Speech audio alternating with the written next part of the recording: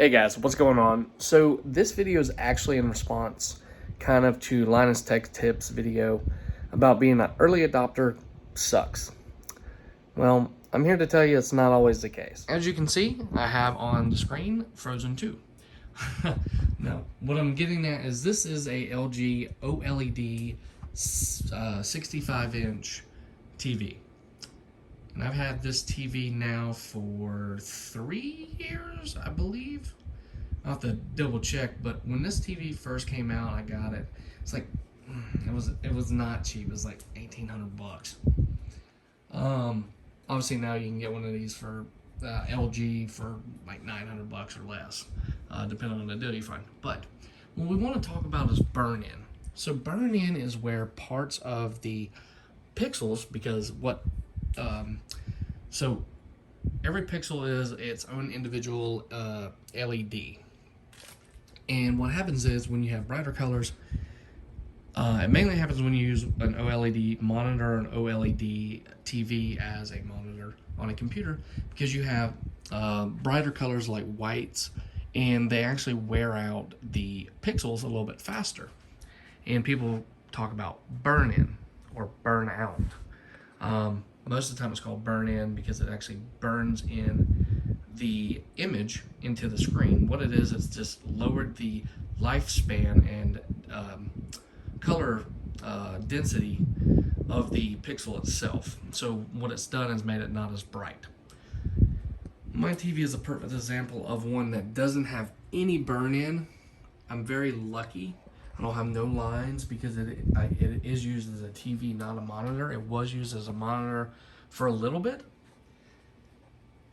But overall, I have to say, if you're going to use it as a primary TV, you don't have to worry as much as if you're using it as a monitor, because with a monitor, normally you have boxes and everything's just blocked off. Now, if you say, some people are going to say, well, I have Amazon Fire Stick and I leave it left open. Well, we use all the streaming devices that you can think of, and we've left this TV on now for probably well over a year straight. Like if you take time into consideration, it stays on most of the time. Out of the 3 years, if you calculate time that it's off and not working, yeah, there's probably a good year plus of it running consistently.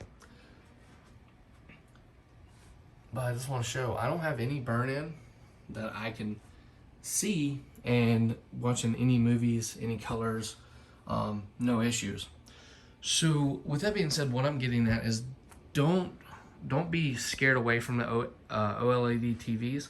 Now, if you're going to use it as a computer monitor, yes, you would probably want to watch out. Now, there is some software that you can use that will actually use all the pixels in the background and keep the monitor nice and even. But this is just my response to this. I have no issues out of this LG OLED 65-inch TV. I don't have the exact model number, but it is the Smart TV edition. As you can see right here. Oh, and I made another video on the replacement remote, which this is the original, and this is the replacement. And it works just as good.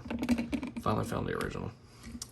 But yeah, just want to give you all an update on my OLED 65-inch LG TV. I've had it longer than Linus Tech Tips, and it's been used for a long time. You know, playing movies, being a streaming TV, and being a computer monitor time in and time again. You know, from time to time again. And I've had no burn-in, no issues. And I can turn this light off. I might give you all a little bit better clearance. I know it's kind of hard to pick up on camera, but in my opinion, I wouldn't worry too much about it unless you're going to use it primarily as a computer monitor, or if you're buying a new one, because like we're dealing with right now with COVID, things are getting cheaply made because there's not as many people working, and there's product shortages and supply chain shortages. So it could honestly just be a supplier issue with the pixels themselves. So stay tuned. I will have more updates when I learn more about this issue and if it does affect the 65, 75, and 85 inch TVs. So thanks for watching, guys. Hope you enjoyed.